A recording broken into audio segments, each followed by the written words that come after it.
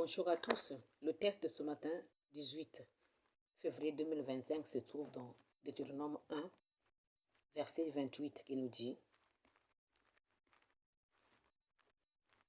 Vers quel genre d'endroit allons-nous?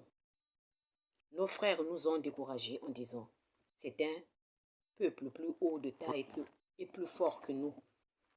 Leurs villes sont grandes et fortifiées jusqu'au ciel. Et nous y avons vu des fils des Anakim. Je vous ai alors dit: ne soyez donc pas terrifiés et n'ayez pas peur à cause d'eux. Jéhovah votre Dieu marchera avec vous et combattra pour vous, tout comme il l'a fait sous vos yeux en Égypte. Bien-aimés en Christ Jésus, là on nous parle de l'histoire de Caleb qui a pu conquérir la terre promise qui lui a été léguée normalement par ses ancêtres, Abraham. Avec tendance, trop longtemps, Caleb voulait toujours conquérir ce pays de Canaan. Il était tellement impatient de continuer à être esclave, né esclave en Égypte. Mais en sachant que quand Dieu a vu Moïse pour aller sortir les Israélites en Égypte, il fallait passer par le désert. Donc Caleb a souffert, traverser le désert avec tous les Israélites. L'histoire de Caleb pour nous, ça nous fait prouver les épreuves que nous pouvons traverser dans notre vie. Pour cela, nous allons voir ce que nous est dit. Les hommes grands de taille habitaient déjà dans le pays où était promis à Caleb. On les appelait les géants qui occupaient Jéricho. Toutefois, ces hommes savaient que la victoire de Canaan n'était pas facile. Les hommes de Caleb. Cette terre était habitée par les géants qui étaient des hommes forts. Ces géants avaient déjà terrifié les espions auparavant parce que quand le groupe des Akeb sont arrivés dans le désert, ils avaient envoyé 12 espions pour aller espionner le pays. C'est les géants qui leur avaient reçus en leur montrant la fertilité de tout ce qu'ils produisaient là-bas. Mais Caleb n'était pas un homme qui entrait en Canaan comme espion. Il était désormais un concurrent. Il était pour aller voir, mais aussi pour visualiser comment ils allaient faire pour rentrer, pour aller récupérer leur pays. Après, Jéricho était tombé. Dieu avait demandé de tourner une fois, de tourner deux fois, de tourner 7 fois. Que les prêtres chantent, jouent les trompettes. C'est à cause des trompettes que les murs de Jéricho ont commencé par tomber. Et par la suite, ce n'était pas encore gagné, mes frères et sœurs. Il fallait que combattre encore un combat pour aller chasser les géants qui se trouvaient dans leur pays. Bien-aimés en Christ Jésus, c'était pas facile pour eux. C'était pas facile pour Caleb, parce que c'était le seul, lui et Josué, qui étaient forts dans l'équipe. Les Israélites, une fois de plus, n'avaient plus la foi en Dieu. Les Israélites, alors que Dieu les faisait manger de la manne dans les déserts, il leur envoyait de la lumière pour s'éclairer la nuit. Même jusque-là, ils n'avaient pas la foi. Il y en a qui doutaient de Dieu. Dieu était venu leur voir en leur disant: comme vous avez douté de moi, maintenant, il n'y a que Caleb et Josué qui va rentrer dans la terre promise. Mais vous allez attendre 40 ans.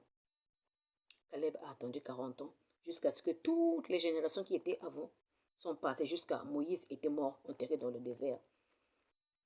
40 ans après, Caleb était tellement content de pouvoir aller retrouver son pays qui lui a été promis dans les montagnes de Hébron. Bien-aimés en Christ Jésus, ils commencèrent à traverser en tremblant qu'il y avait Jéricho qui tombait avec l'aide du Très-Haut. Quand Jéricho est tombé, les Israélites avaient détruit la forteresse de la ville, les unes après les autres. Mais sachant qu'il y avait la bataille, en particulier, qu'il y avait des épreuves, et avoir le courage et la foi pour les affronter. Mais là, Caleb, le guerrier, s'est présenté comme un homme fort, avec la foi qu'il avait en Dieu. Il s'est dit qu'on va y arriver. Dans les régions montagneuses d'Hébron, le cœur de Caleb tremblait, parce que par la suite, quand ils ont combattu les géants, par la dernière flèche, Caleb a pu conquérir ce pays par 2 fois. Les Amakites, les descendants de géants redoutaient de tous les peuples qui venaient avec Caleb pour voir ces petits hommes-là, est-ce qu'ils vont nous combattre? Mais malheureusement pour les Caleb, ce n'était pas par leur force, mais c'était par la force de Dieu. Ils ont reconquis leur ville. C'était pas facile. C'était très impressionnant. Caleb, au contraire, il fallait qu'il puisse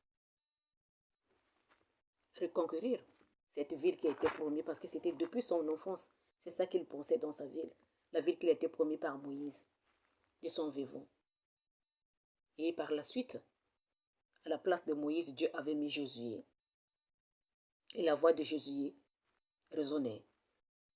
Caleb a demandé à Josué de rentrer dans la terre promise.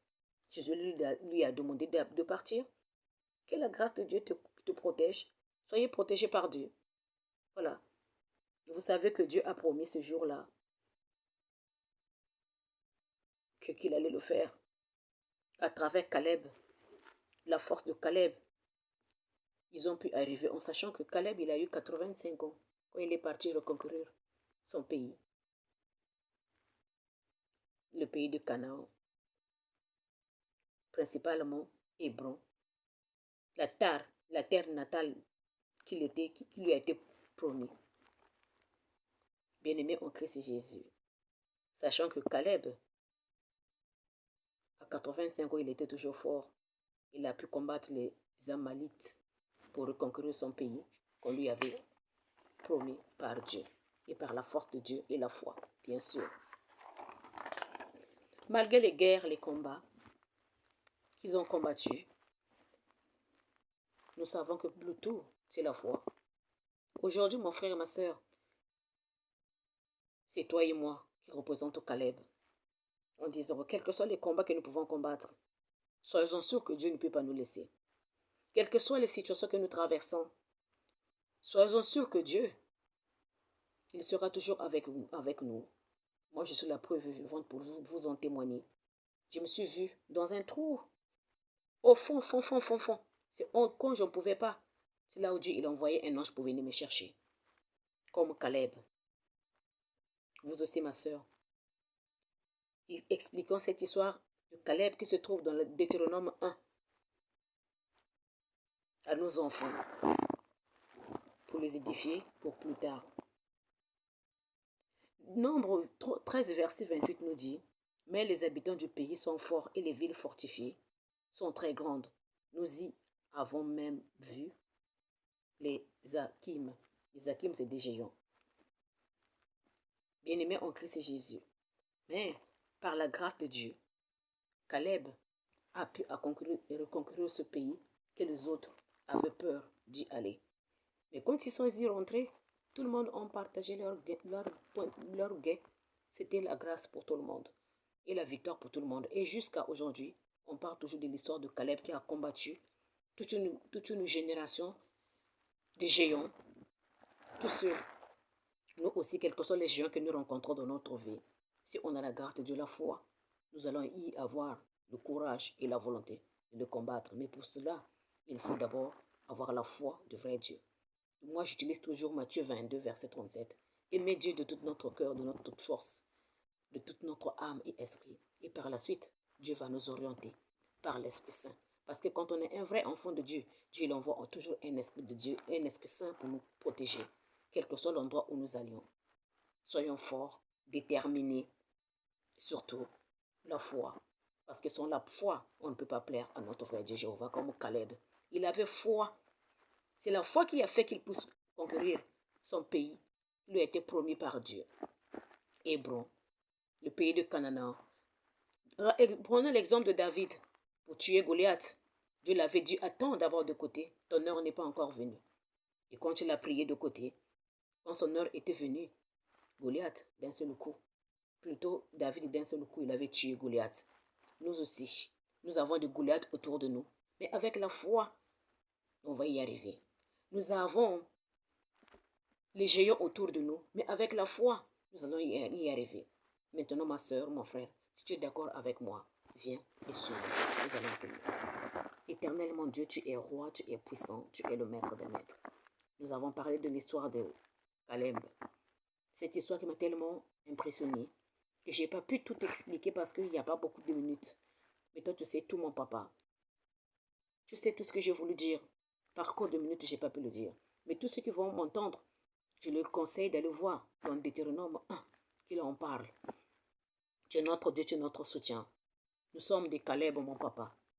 Nous savons tous qu'autour de nous, nous avons des géants qui nous encombrent. Autour de nous, mon papa, nous avons des Goliaths. Mais nous savons qu'avec la foi inébranlable, Yahvé, tu feras tomber nos Goliaths comme tu l'as fait pour Caleb. Raison pour laquelle ce soir, mon papa, nous confions à toi, on te confie notre vie. Père, guide-nous sur ton vrai chemin, sois notre Dieu. Bénis-nous, mon papa, ne vois pas nos péchés parce que Christ Jésus a été mis sur le poteau à cause de notre péché. Mais seulement accorde-nous ton Esprit Saint, que chacun de nous puisse être conduit par ton Esprit Saint, afin qu'on ne se retrouve pas au mauvais endroit, au mauvais moment. Sois notre guide, notre soutien, notre Seigneur et Sauveur. Toi qui habites dans le plus haut des cieux, que ton nom soit sanctifié dans la vie de tout un chacun, que ton règne descende sur toute la terre entière.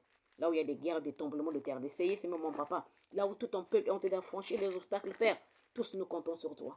Parce qu'il n'y a que toi qui connais toutes les personnes qui habitent sur toute la terre entière. Les autorités ils font des estimations. Raison pour laquelle, papa, nous avons tous foi en toi.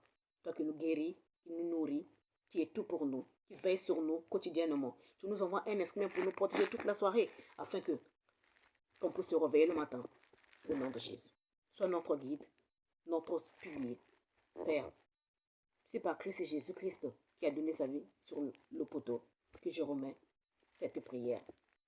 S'il te plaît, mon papa, écoute nos supplications. Accepte nos prières encore davantage. Parce que toi-même t'as dit, dans le nom de Jésus, tout ce que nous demandons, nous devons recevoir. Dans Jean 14, verset 14. Et c'est dans le nom de Christ Jésus que je remets cette prière directement. Pour cela, je dis Amen, Amen, Amen, Amen.